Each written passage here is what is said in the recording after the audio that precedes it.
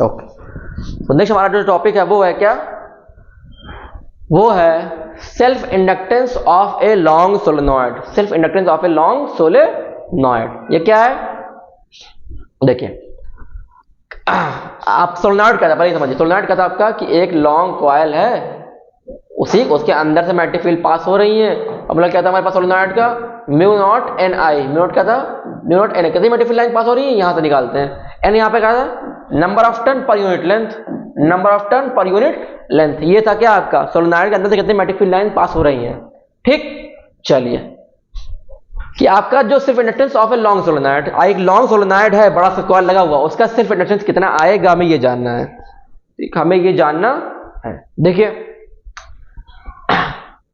हमने कहा magnetic flux क्या होता है, बी हमारा, हमने कहा मैग्नेटिक फ्लक्स क्या होता है, मैग्नेटिक फ्लक्स होता है आपका क्या, phi is equal to B A, phi is equal to B A होता है। ठीक, तो बी की वैल्यू कितनी है हमारे पास, म्यू नॉट एन आई। तो मैग्नेटिक फील्ड होती है सोलेनॉइड के, तो कितनी होती है, म्यू नॉट एन आई होती है इंटू ए हो गया, इंटू कोई दिक्कत नहीं है।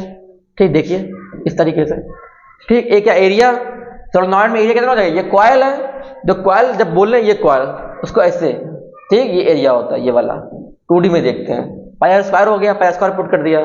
ठीक, जब इस इक्वल टू रखेंगे तो फॉर्मूला, बस फॉर्मूला याद रखिएगा आप, सेल्फ इंडक्टेंस जो होता है लॉन्ग सोलेनॉइड का वो होता है mu N square L into A, mu N square L into A होता है किसका, self inductance of long solenoid का। क्लियर,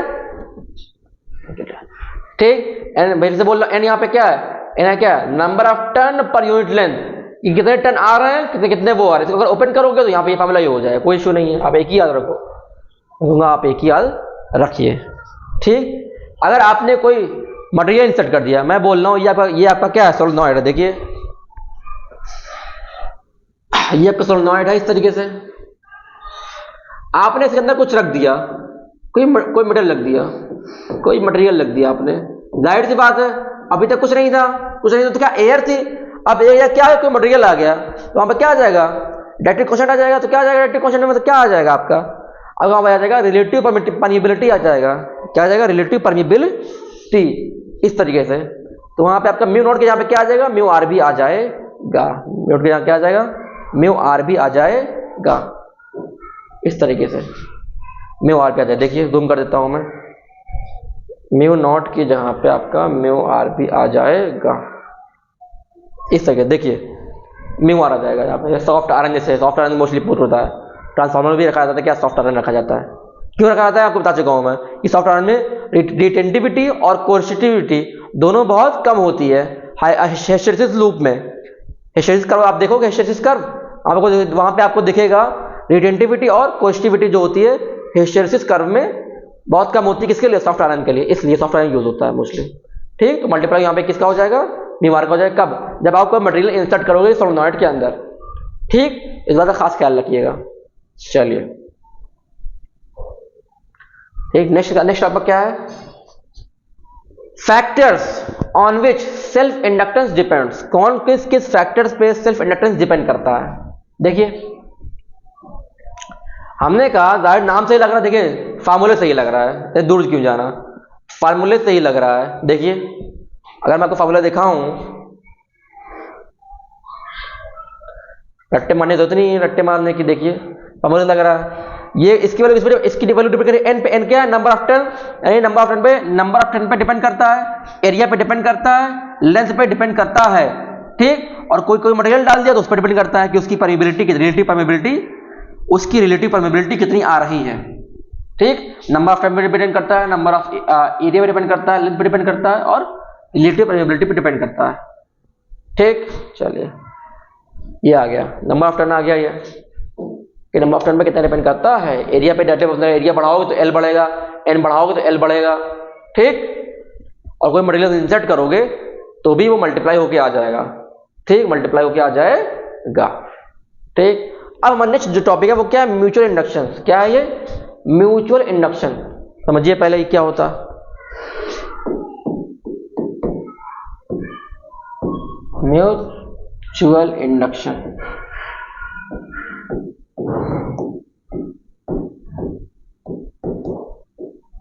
म्यूचुअल इंडक्शन देखिए ये क्या होता है भाई साहब? अभी तक आपने पढ़ा क्या? Self induction. अब हम पढ़ेंगे क्या? Mutual induction. म्यूचुअल इंडक्शन होता क्या, पहले ये जानिए। सेल्फ इंडक्शन में आपने बात की एक कॉइल की, किसकी बात की? एक कॉइल की, कि एक ही कॉइल के अंदर करंट प्रोड्यूस हो रहा है, उसी कॉइल के अंदर इंड्यूस करंट भी इसी के अंदर आ जा रहा है, इंड्यूस करंट भी इसी के अंदर आ जा रहा है। ठीक, बट जब दो कॉइल हो, क्या हो? दो कॉइल इस तरीके से, ठीक, एक दोनों कनेक्ट, देखिए दोनों कनेक्ट नहीं कहीं से, दोनों कनेक्ट नहीं है कहीं से, फिर क्या होगा? देखिए जी क्या होगा फिर, देखिए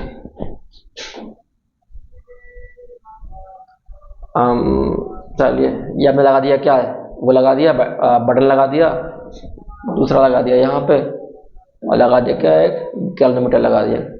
आपने क्या लगा दिया? गैल्वेनोमीटर लगा दिया। आप यहाँ पे करंट को वैल्यू कर रहे हो, यहाँ पे आप करंट को वैरी कर रहे हो, करंट को कम ज्यादा कर रहे हो। जब आप करंट को कम ज्यादा करोगे, इंक्रीज या डिक्रीज करोगे आप, तो मैग्नेटिक फ्लक्स चेंज होगा। जब मैग्नेटिक फ्लक्स चेंज होगा तो कहाँ पे? जब मैग्नेटिक फ्लक्स चेंज होएगा तो दूसरी कॉइल में आपका इंड्यूस करंट प्रोड्यूस होगा। क्या होगा? इंड्यूस ईएमएफ या इंड्यूस करंट प्रोड्यूस हो जाएगा। ठीक, चेंज कहीं और हो रहा है, और करंट जो इंड्यूस करंट आ रहा है वो किसी और कॉइल में सेटअप हो रहा है, तो इसको बोलते हैं क्या? Mutual induction. जब यहाँ पे दो कॉइल हैं, एक आएगा बोलोगे सेल्फ, दो आएगा बोलोगे आपका क्या है? म्यूचुअल आ रहा है, कि आप एक में वेरी करके दूसरे में आप रीड कर रहे हो कितना करंट आ रहा है। ठीक, ये होता है क्या? Mutual induction. कैसे होता है भाई? डायग्राम बना देता हूँ मैं आपको, चलिए आपको मैं डायग्राम भी बना देता हूँ। चलिए डायग्राम भी मैं आपको बना देता हूँ। कहाँ गया डायग्राम? तो होगा, है, ठीक। चलिए अगेन उसकी तरह वहां पे एल से दिखाते हैं, यहाँ पे किसी से एम से दिखाते हैं। एम मतलब क्या? Mutual induction. Phi equal to M into I, ये भी करंट पे डिपेंड करता है। ठीक, म्यूचुअल इंडक्शन बोलिए या कोफिशिएंट ऑफ म्यूचुअल इंडक्शन बोलिए, दोनों का मतलब एक ही होता है। ठीक, वहां पे एल था, यहाँ पे एम आ गया, सब कुछ सेम है। वहां पे एम की वहां पे एल था, यहाँ क्या आ गया? एम आ गया। अगेन इसको भी डिफाइन कीजिए, भले यहाँ से डिफाइन कीजिए। एम क्या है? म्यूचुअल इंडक्शन क्या है? आज कोई पूछे कि भैया बताओ म्यूचुअल इंडक्शन क्या है, तो आप बोलोगे फॉर्मूला आता है क्या? ये होता है फॉर्मूला। ठीक, अगर मैं इसको आई को क्या कर दूं? आई को 1 एम्पियर कर दूं, क्या करूं? 1 एम्पियर रख दूं, तो क्या हो जाएगा? ये बराबर किसके हो जाएगा? यहाँ 1 रख दूं, m इंटू 1 क्या आ जाएगा हमारे पास? ये आ जाएगा। मतलब म्यूचुअल इंडक्शन बराबर है किसके? मैग्नेटिक फ्लक्स है। कब? जब करंट 1 एम्पियर हो, जब करंट क्या हो? 1 एम्पियर हो। सिंपल, देखो देखिए बोल दिया इन्होंने। किसके बराबर है ये? मैग्नेटिक फ्लक्स के। कब? जब करंट क्या हो? 1 एम्पियर हो। कोई दिक्कत नहीं। ठीक, यहां से भी डिफाइन कर सकते हैं, यहां डिफाइन कीजिए, यहां से डी आई अपॉन डी का 1 रख दीजिए, तो एम किसके बराबर होगा? इंड्यूस ईएमएफ के बराबर हो जाएगा। किसके बराबर हो जाएगा? देखिए यही है। अगर rate of current D I upon D का 1 कर दूं कि 1 एम्पियर करंट गया 1 सेकंड के लिए, तो ये किसके बराबर हो जाएगा? ये बराबर हो जाएगा किसके? माइनस के। मतलब म्यूचुअल इंडक्शन बराबर है किसके? इंड्यूस ईएमएफ के। ये क्या है? इंड्यूस ईएमएफ ही तो है,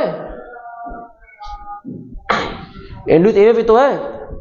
ठीक, तो ये मैग्नेटिक फ्लक्स के टर्म में भी आप एक्सप्लेन कर सकते हो, और आप इंड्यूस ईएमएफ के टर्म में भी आप एक्सप्लेन कर सकते हैं। ठीक, जब D upon D I upon date of change of current क्या हो? 1 हो, आपका जो म्यूचुअल इंडक्शन आएगा वो इंड्यूस ईएमएफ के बराबर आएगा। ठीक, जूम करता हूं, देख लीजिए आप, एक बार जूम कर लेता हूं मैं। देखिए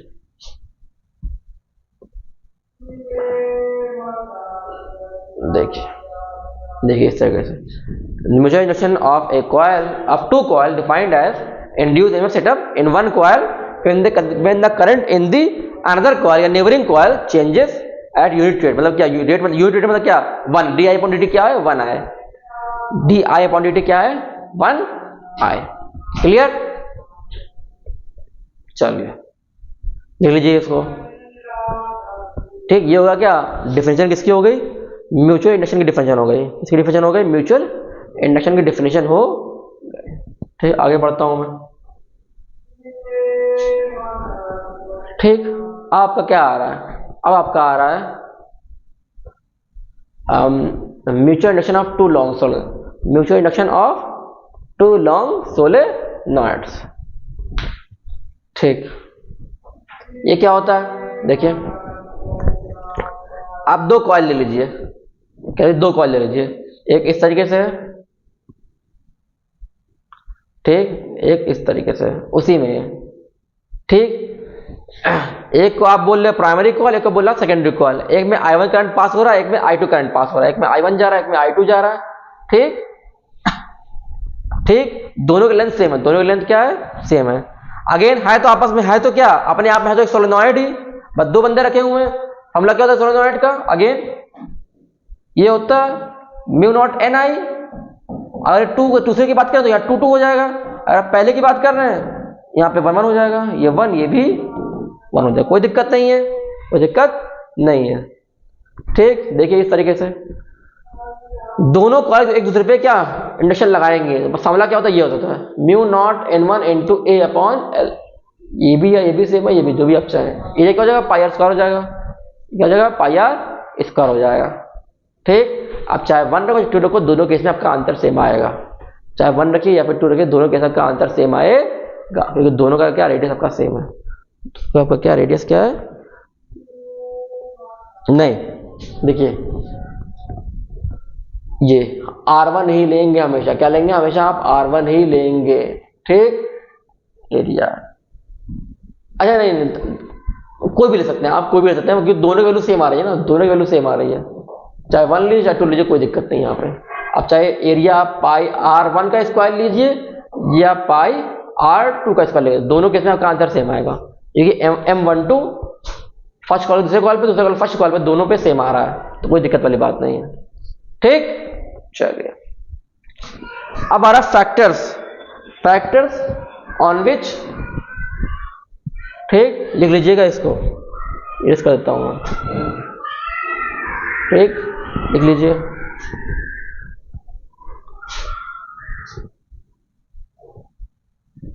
लिख लीजिए, ठीक। देखिए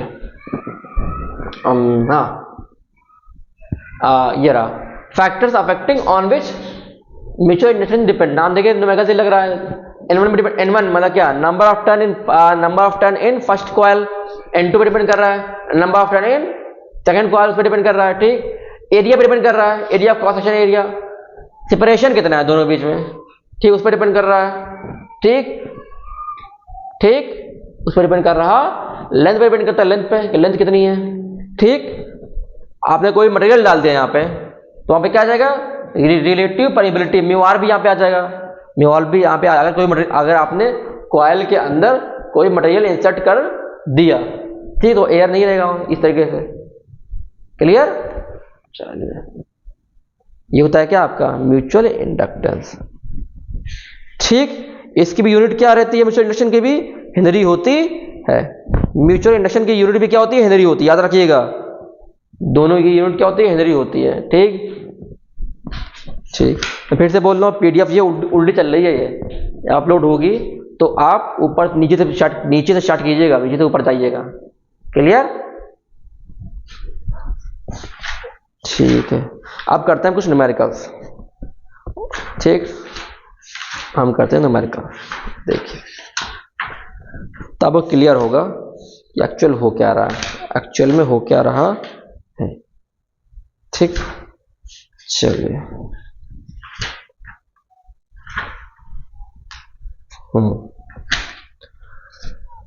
पहला देखिए, पहला क्वेश्चन,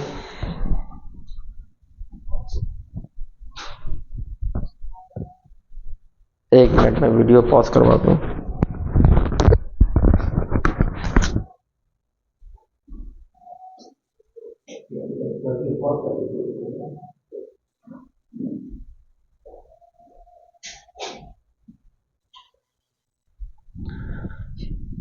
ठीक, हमें करना है क्या, न्यूमेरिकल्स। देखिए न्यूमेरिकल्स देखिए आप, न्यूमेरिकल्स क्या, किस पे, सेल्फ और म्यूचुअल इंडक्शन पे देखिए पहले, और किस पे देखेंगे, इमोशनल ईएमएफ पे देखना है, इमोशनल ईएमएफ पे देखना है, उस पे देखना है, ठीक। देखिए पहले देखिए, इन्होंने कहा इस तरीके से, इन्होंने कहा इस तरीके से,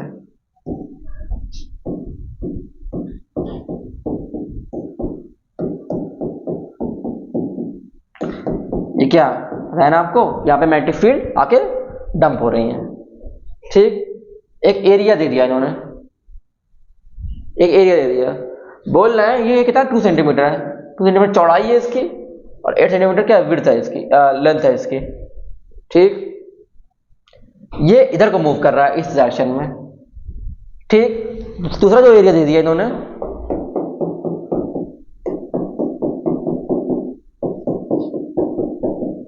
दे दिया इन्होंने इस तरीके से।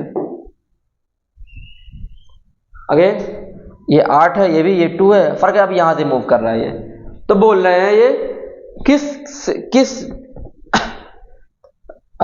किस टाइम में इधर से मूव करें, इधर से मूव करना है, कहां पे आपका ज्यादा आएगा, क्या इंड्यूस करंट या इंड्यूस ईएमएफ। ठीक, आपने कहा मूव कर रहा है, मूव कर रहा तो निकालिए पहले आप इसको सेंटीमीटर को क्या किसमें, सेंटीमीटर किसमें कन्वर्ट कर लीजिए, मीटर में कन्वर्ट कर लीजिए। कितना आएगा, जाएगा 0.02 और ये आएगा 0.08 आएगा। ठीक, आ गया, निकालिए। क्या मूव कर रहा है, मूव कर रहा है तो क्या मोशन ईएमएफ आएगा, मोशन ईएमएफ आएगा तो कितना आएगा, X sine equal to BLV, X sine equal to BLV। अब देखिए लेंथ, एल क्या है, लेंथ है, एल क्या है, लेंथ है। स्पीड दे रखी है, इन्होंने स्पीड भी दे रखी है, स्पीड जो दे रखी है दोनों केस में, यहां पे भी यहां दोनों सेम है। कितना है, 1 सेंटीमीटर पर सेकंड दे रखा है। मीटर में कन्वर्ट करेंगे तो क्या आ जाएगा मीटर में, ये आएगा 0.01 मीटर पर सेकंड। दोनों केस में स्पीड से हैं, ध्यान दीजिएगा। यहां पे मोशन में एल बोला है, मोशन मूव कर रहा है, जाहिर सी बात है एल magnetic movement, magnetic field lines में तो मोशन ईएमएफ तो आएगा ही, BLV होता है, एल लेंथ होता है। सवाल यहाँ पे 2 लेंथ आ रही है, एक ये वाली आ रही है, एक ये वाली, एक ये वाली आ रही है, एक ये वाली।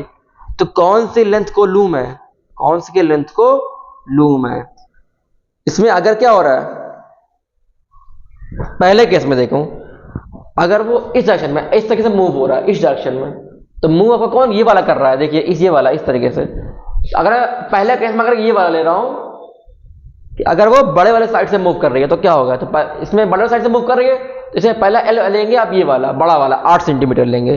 ठीक, 8 सेंटीमीटर लेंगे आपका, तो जो कुछ वैल्यू आएगी, जो वैल्यू आएगी वो क्या होगा, ईएमएफ होगा। ईएमएफ से क्या निकाल दीजिए, ईएमएफ से क्या निकाल लीजिए आप,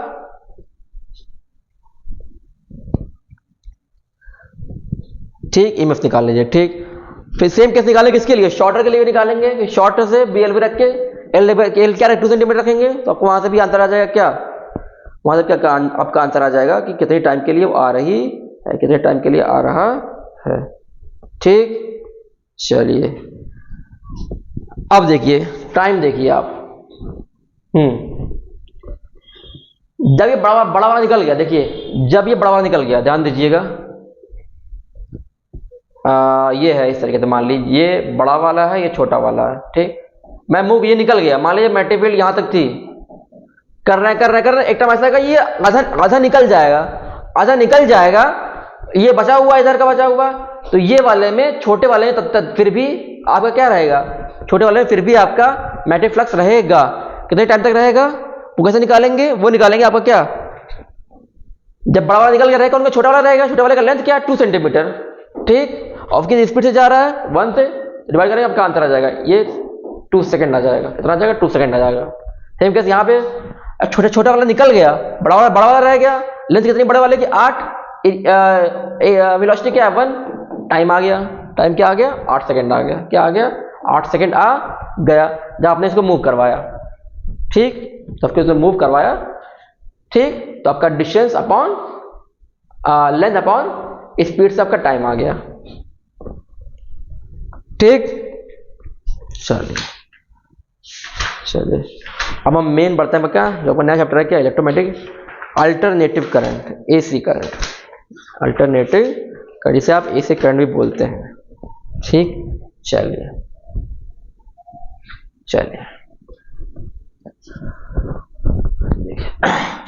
नया चैप्टर क्या होगा, AC करंट।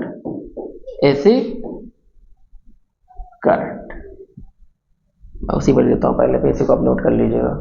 ये हो गया, इसको आप नोट कर लीजिए, कोई इरेज कर रहा हूं इसको मैं। ठीक, चलिए इसको मैं इरेज कर रहा हूं।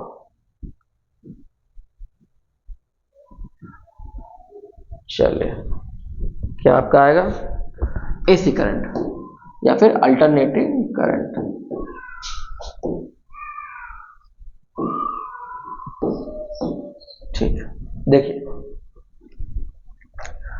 आपको पता है कि आपका जो ये होता है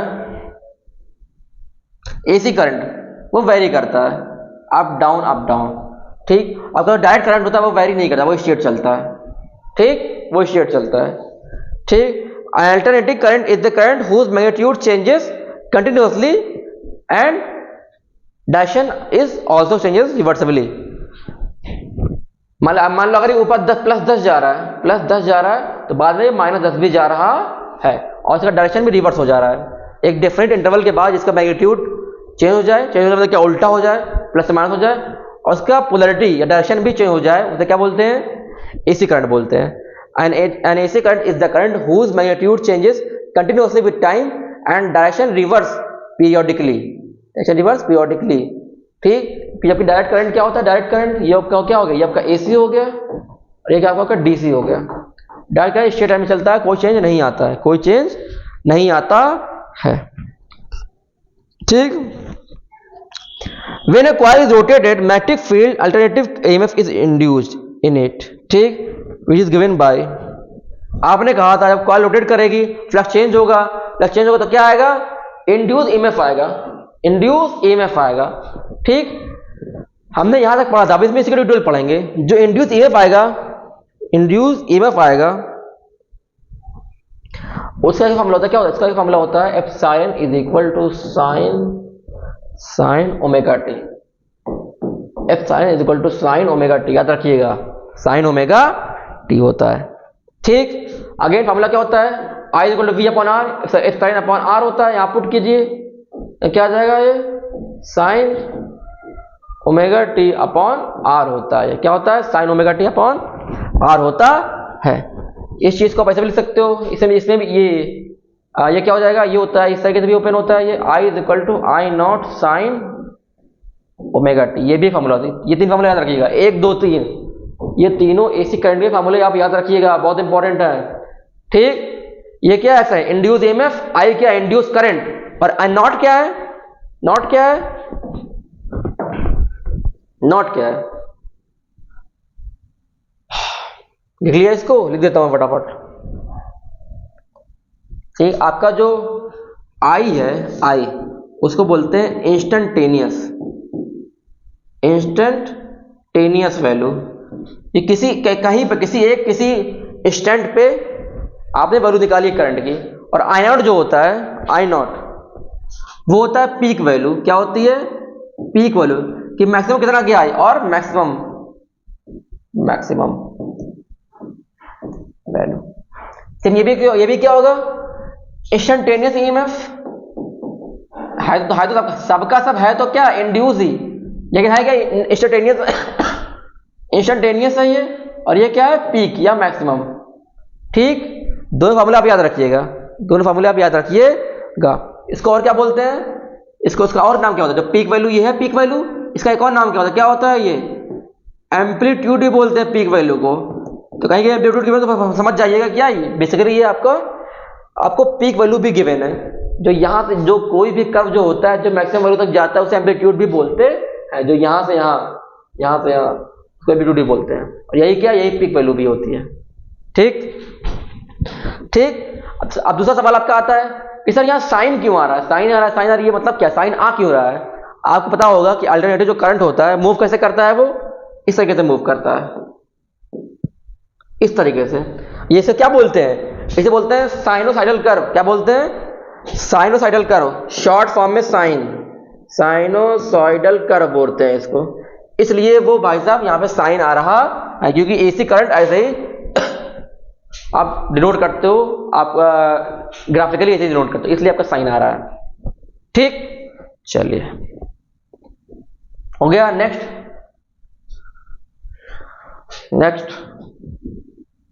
ओमेगा तो पढ़ा ही चुका हूं आपको मैं। ये ओमेगा एम्पलीट्यूड बता चुका हूं। एम्पलीट्यूड भी क्या? मैक्सिमम वैल्यू यहां तक वो जा रहा है।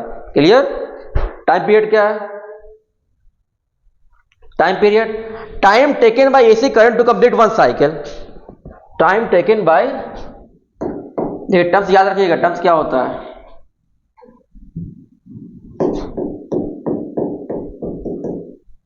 टाइम पीरियड, ये दिखा दें कैपिटल टी से। ये क्या होता है? टर्म याद रखिएगा, ये क्या होता है, time taken bye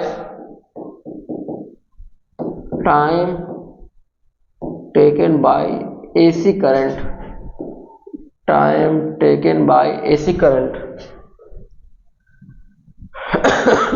to complete one cycle, to complete one cycle, to complete one cycle। मतलब देखिए ये होता है एक साइकिल, ये होता है, इसको आधे पे नहीं होता, ये पूरा यहां से गया, यहां से गया, यहां से गया, ठीक, ये यहां से लेके यहां तक ये पूरा एक साइकिल है, एक अप और एक डाउन को मिला के ये पूरा क्या होता है, एक साइकिल होता है। तो एक साइकिल कंप्लीट करने में जितना टाइम लगता है उसको क्या बोलते हैं, टाइम पीरियड बोलते हैं।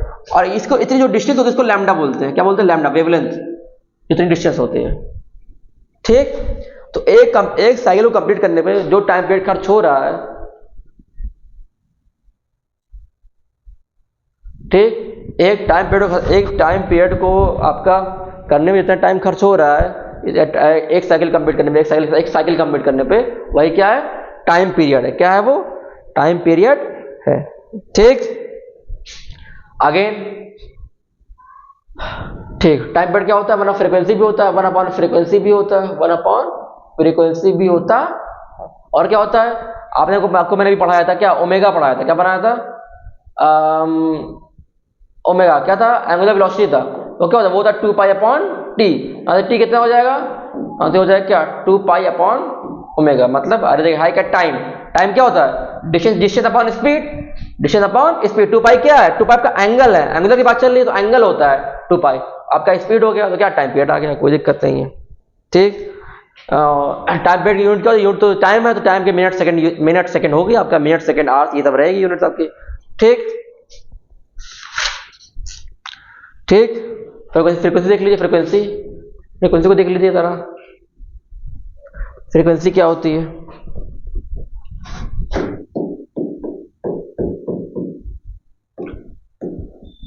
फ्रीक्वेंसी ऐसे दिखाते हैं, ये क्या होता है, ये था टाइम पीरियड, क्या था, नंबर ऑफ एक साइकिल को कंप्लीट करने में कितना टाइम लग रहा है, ये था कि एक सेकंड में कितने साइकिल कंप्लीट हो रही है, नंबर ऑफ साइकिल पर second, number of cycle completed, number of cycle completed पर सेकंड, ठीक। देखिए मान लीजिए एक सेकंड में ये ऐसे गया, ठीक, और एक सेकंड में ये ऐसे गया, ठीक। आप देख रहे हो एक सेकंड में काफी ज्यादा गया, एक सेकंड में कम गया, यहां बोल सकते हैं, यहां पे आपका क्या है, यहां पे आपका फ्रीक्वेंसी ज्यादा है और फ्रीक्वेंसी कम है, क्योंकि एक सेकंड में बहुत कम लोग बन पा रहे हैं, बस एक दो ही बना, यहां पे कितना बना, 1 2 3 4 बन गए यहाँ पे, ठीक। तो यहाँ पे एक सेकंड में काफी बन रहे हैं कंप्लीट साइकिल, तो यहाँ पे फ्रीक्वेंसी ज्यादा है, ठीक। तो आप इसको ऐसे भी समझ सकते हैं। फॉर्मूला क्या हो जाएगा, F equal to 1 upon time period, 1 upon time unit क्या होती है, सेकंड, तो इसी यूनिट क्या जाएगी, सेकंड इनवर्स, क्या जाएगी यूनिट, सेकंड इनवर्स। और सेकंड इनवर्स का एक और नाम होता है, क्या नाम होता है, हर्ट्ज, क्या नाम होता है, हर्ट्ज भी नाम होता है, किसकी, फ्रीक्वेंसी की यूनिट हर्ट्ज भी होती है, क्लियर। चलिए ये हो गया, नोट कर लीजिए इसको, ठीक, इसको आप नोट कर लीजिए, ठीक। चलिए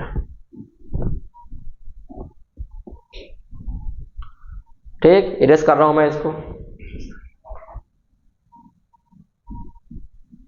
अब देखिए एक और चीज देखिए यहां पे,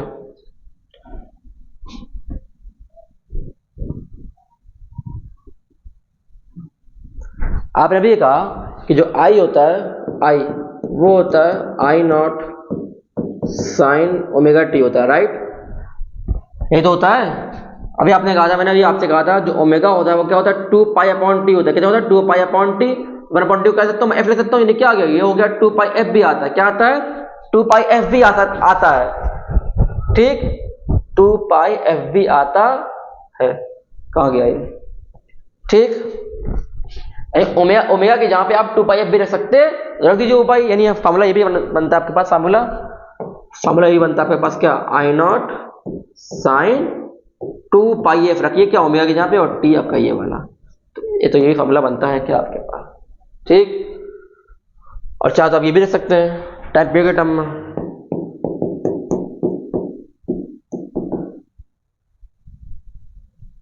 क्या था, 2π/t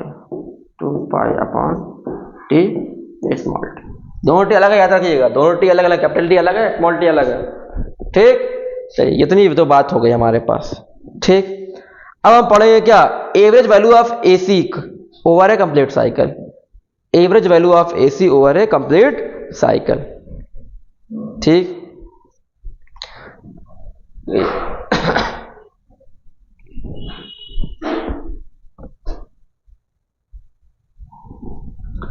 ऐसा है, अब आपको याद रखना, नोट करके याद रखिएगा बस, average value of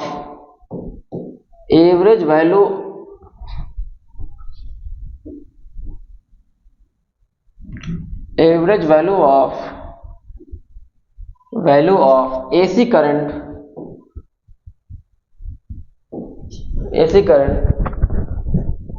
for one complete cycle,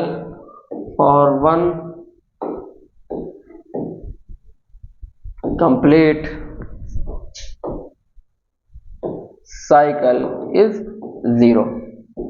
पूछेगा आई एवरेज क्या होता है, आई एवरेज क्या होता है, 0 होता है, याद रखिएगा। एक कंप्लीट साइकिल के लिए जो आई एवरेज होता है वो क्या होता है, 0 होता है। ये कंप्लीट साइकिल है, यहाँ से जितना ऊपर गया उतना नीचे गया, टोटल क्या आ गया, 0 है, जितना प्लस उतना माइनस, टोटल क्या आ गया, 0। 10 ऊपर गया 10 नीचे भी जा रहा है, टोटल कितना आ गया, टोटल 0 आ गया आपके पास, टोटल कितना आ गया, 0 आ गया आपके पास, ठीक। तो इस बात का खास ख्याल रखिएगा कि कंप्लीट साइकिल के लिए आई एवरेज जो होता है वो 0 होता है, ठीक। अब हम बढ़ेंगे मीन और average value of AC. Complete cycle के लिए 0 होता है, ठीक। तो अब हमें जो पढ़ना है, हमें कंप्लीट साइकिल के नहीं पढ़ना है, पढ़ना है आधी साइकिल के लिए, आधा या 1/4 साइकिल के लिए पढ़ना है कि कितना करंट आएगा, हाफ साइकिल या क्वार्टर साइकिल के लिए हमें पढ़ना है कि 1/4 1/2 साइकिल में, आधी साइकिल में कितना होगा। देखिए मीन और एवरेज वैल्यू ऑफ एसी,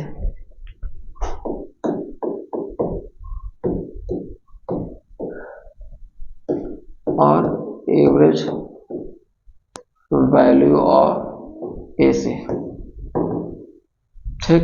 देखिए पहले डेफिनेशन देखिए, it is defined as value of direct current which send same charge in a circuit in same time as sent by the alternative current in the half time period,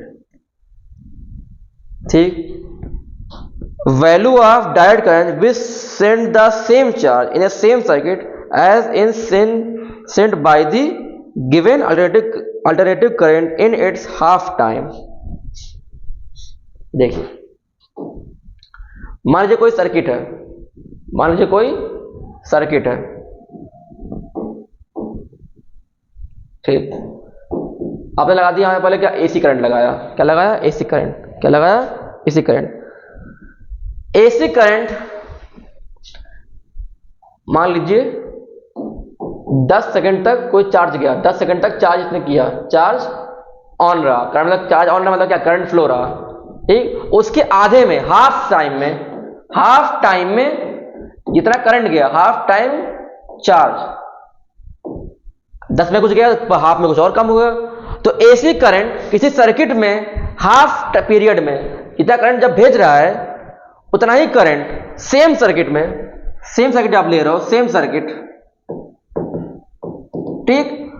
उसी same circuit में DC current उतने same circuit में कितने time के, जो half का इसका जो चार्ज है हाफ का, उसका कितने टाइम में इतने चार्ज ये फ्लो कर पाता है। क्लियर, फिर से बोल रहा हूं, उल्टा भी बोल सकते हैं, कैसे बोल सकते हैं, डीसी मान लीजिए एसी ने कुछ करंट किया, 10 कुछ फ्लो हुआ होगा, तो उसके हाफ टाइम पे जितना करंट फ्लो हुआ है, ठीक, मान लीजिए आपका आ रहा है 20 कूलम, ठीक। तो 20 कूलम चार्ज डीसी को उसी सेम सर्किट में फ्लो करवाने के लिए जितना टाइम लगेगा, जितना करंट लगेगा, वही क्या होगा, मीन या एवरेज वैल्यू होगी। क्लियर, फिर क्लियर। लिखवा देता हूं मैं आपको। लिखिए, value of direct current which send the same charge in a circuit in a same time as given by the alternative current in the half time. ठीक, दोनों में टाइम सेम होना चाहिए। टाइम क्या होना चाहिए? दोनों में सेम होना चाहिए। ठीक, बस वैल्यू अलग अलग रहेगी, करंट की वैल्यू अलग रहेगी या करंट की वैल्यू अलग रहेगी। ठीक, चलिए, तो आपका जो फॉर्मूला आता है किसका? एवरेज का। किसका आएगा? एवरेज का। वो क्या आएगा? वो आता है, हो गया, इरेज कर रहा हूं।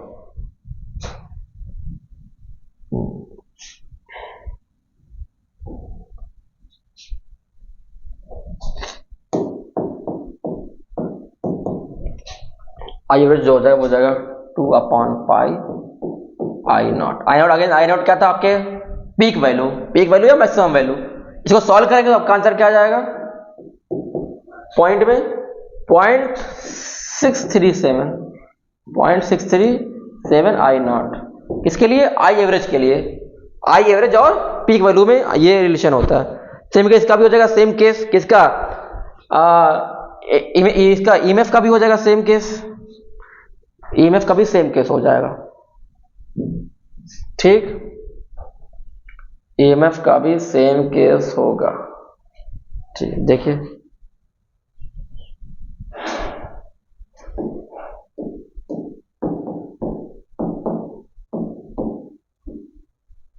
नॉट लग जाएगा। ठीक, सॉल्व करेंगे तो कितना आएगा? 0.637। ठीक, दोनों चारों फॉर्मूला भी याद रखिएगा, चारों फॉर्मूला भी याद रखिए। अब आपका आता है क्या? Root mean square value. क्या आ रहा है? Root mean square value. ये देखिए क्या होता है। ठीक, रूट मीन स्क्वायर वैल्यू। देखिए, 3 नाम है।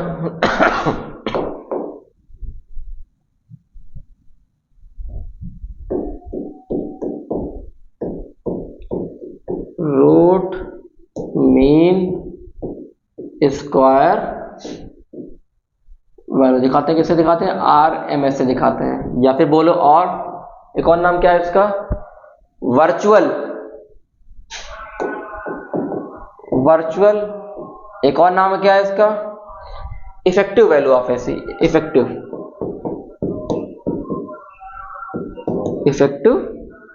Value of AC. Value of AC होता क्या है? ये रूट मीन स्क्वायर वैल्यू या फिर इसको दिखाते हैं किससे? इसको दिखाते हैं IRMS से। ठीक, इसको दिखाते हैं किससे? वर्चुअल कैसे लिखेंगे? ऐसे लिखेंगे। ठीक, इफेक्टिव दिखाते हैं इफेक्टिव। ठीक, डबल एफ लगा दिया आपने। ठीक, it is defined as value of direct current which produce same heating effect in a given resistance as produced by the AC current। कोई AC करंट पास हुआ है रेजिस्टेंस से, ये रेजिस्टेंस है, पास हुआ AC करंट, हीटिंग इफेक्ट आएगा। ठीक, जब AC करंट पास हुआ तो क्या आया? हीटिंग इफेक्ट आया। सेम हीटिंग इफेक्ट आपको DC की जिस वैल्यू पे आपको सेम हीटिंग मिले वही क्या होगा? IRMS। वही क्या होगा? RMS वैल्यू होगी। फिर से बोल रहा हूं, मान लीजिए 10 जूल हीटिंग निकली, गर्म हो गया, 10 जूल एनर्जी निकल रही है, तो same 10 joule energy DC current produce करने पे जिस करंट के जिस वैल्यू पे 10 जूल एनर्जी निकलेगी हीट से, वही वैल्यू क्या होगी? RMS होगी। क्लियर? फिर से पढ़ दे रहा हूं मैं। It is defined as value of a direct current which produces same heating effect in a given resistor as it is produced by alternating current when passed for a same time। दोनों जहां time period same होना चाहिए, याद रखिएगा। बस यहां पे current की वैल्यू अलग होगी, टाइम पीरियड और आपका सर्किट और रजिस्टर सब कुछ सेम होना चाहिए। ठीक, देखिए, आपको पता है जूल्स लॉ क्या होता है? नोट कर लीजिए इसको। जूल्स लॉ क्या होता है? हीटिंग इफेक्ट का ऐसे निकालते हैं, H is equal to IRT I square R निकालते हैं इससे। ठीक, इसे तो निकालते हैं। यहाँ पर DS लगाएंगे, T लगा देंगे, कोई दिक्कत नहीं है। ठीक, तो छोड़िए, आपको इतना याद रखिए, फॉर्मूला होता है। फॉर्मूला देखिए आपका, इसको इरेज कर रहा हूं मैं, नोट कर लीजिए, इसको इरेज कर रहा हूं मैं।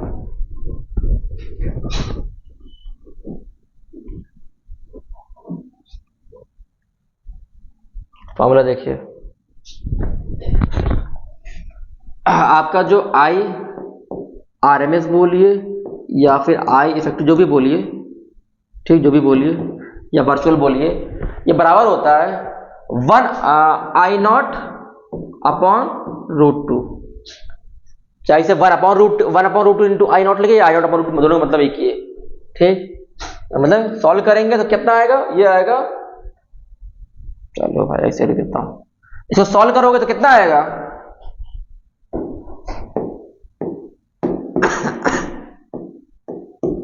1/√2 को पॉइंट में 0.707 I naught, 0.707 I naught. Again I naught क्या, पीक वैल्यू, आरबी से बताइए, बता दिया आपको मैंने, ठीक।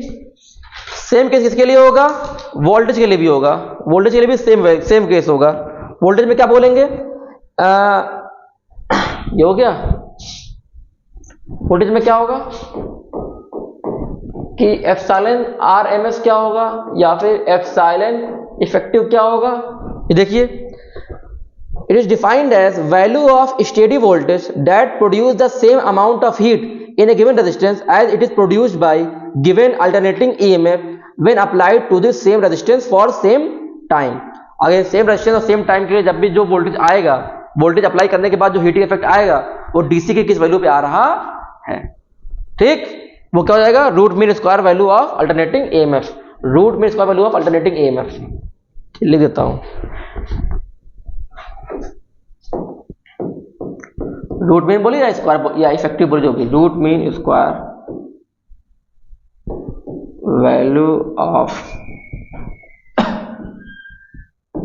Alternating EMF, alternating EMF। Again formula क्या हो जाएगा इसका, RMS is equal to again epsilon upon root two. Solve करेंगे तो क्या आएगा, सॉल्व करेंगे क्या आएगा, 0.707 दिस, ठीक। चलिए आ गया हमारे पास ये, ठीक। चलिए अब हम पढ़ेंगे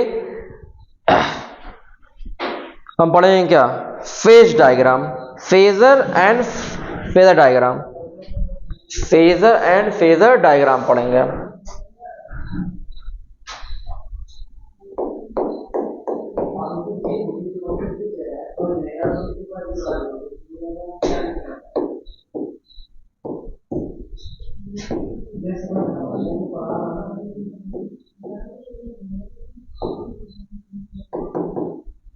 फेजर एंड फेजर डायग्राम देखिए, आप बनाएंगे एक एक्स बनाएंगे, एक वाई एक एक्स वाई बनाएंगे एंगल, ठीक। देखिए ये होता है क्या, एप्सिलॉन नॉट होता है, ये क्या होता है, एप्सिलॉन नॉट होता है, और मैं बोल रहा हूं ये क्या होता है, आई नॉट होता है, ये क्या होता है, आई नॉट होता है, ठीक।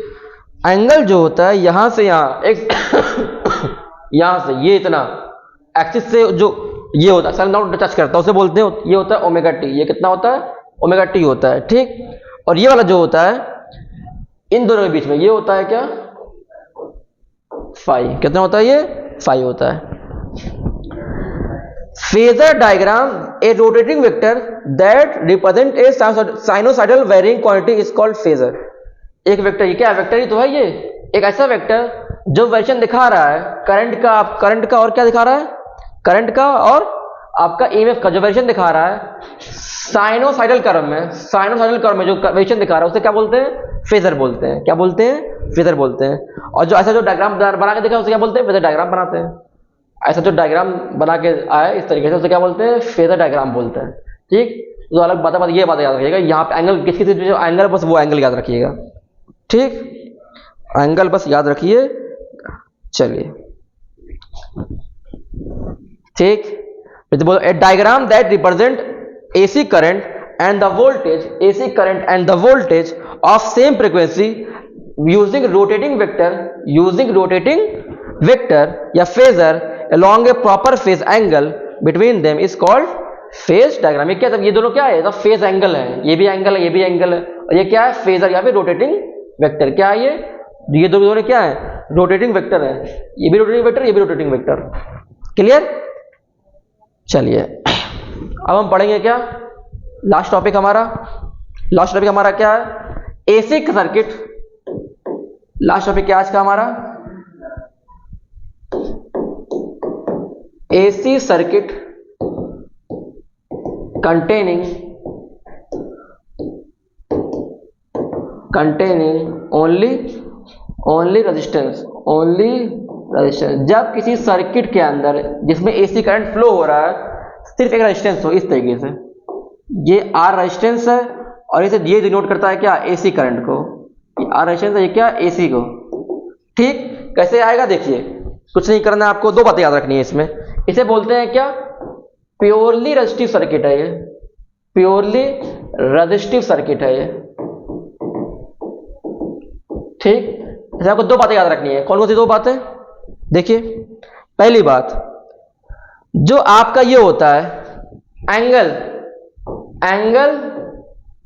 Between phasors x not I not is zero, ये जीरो होता है, इस बात का याद रखिएगा, मतलब बता रहा हूं आपको मैं। दूसरी बात, ठीक, बोथ है maximum value at the same time, both है maximum value at the same time and same direction. Direction क्या होता है, एंड सेम डायरेक्शन। देखिए मतलब क्या है, आगे आप पढ़ोगे दो केस और है, ये रेजिस्टेंस के साथ है, आगे पढ़ोगे एक कैपेसिटर के साथ है, और तीसरा जो है वो इंडक्टेंस के साथ है। एक में करंट आगे जाता है, एक में करंट पीछे जाता है। इसमें क्या है, दोनों सेम है। जैसे देखिए, बना देता हूं मैं, दोनों बना देता हूं मैं, देखिए ये है इस तरीके से, यही आई नॉट भी है और यही ओमेगा, दोनों एक साथ है, एंगल जीरो, दोनों क्या पैरेलल में है, ये क्या जीरो हो जाएगा। ठीक, और यही क्या है आपका ओमेगा नॉट, ये क्या ओमेगा टी है, क्या है ये omega T. Clear? Not value कितनी होती है, नॉट की मैक्सिमम वैल्यू ये होती है, इसकी मैक्सिमम वैल्यू ये होती, याद रखिएगा, डायग्राम याद रखिएगा। ठीक, और ये वाला डायग्राम याद रखिएगा, इस तरीके से ये ऐसे जाएगा और ये ऐसे जाएगा। जो ऊपर वाला है वो क्या है, ऊपर वाला ये है, नीचे वाला आई है, क्या है, आई। ठीक, क्या है, आई है। मैक्सिमम वैल्यू कौन सी है, मैक्सिमम वैल्यू ये कौन सी है, ओमेगा नॉट है, ये एप्सिलॉन नॉट, ये आई नॉट है। क्लियर? तो ये बातें आप याद रखिएगा। ठीक, चलिए आज की क्लास यहीं पे हम एंड करते हैं। ठीक, सेम फेज लिखिए बस यहाँ पे, क्या, सेम फेज। ठीक, कल हम पढ़ेंगे क्या, कैपेसिटर का पढ़ेंगे और रेजिस्टेंस का पढ़ेंगे, कैपेसिटर पढ़ेंगे और इंडक्टेंस पढ़ेंगे, जब यहाँ पे कैपेसिटेंस लगाऊं या यहाँ पे आप इंडक्टेंस लगाओ। ठीक, चलिए।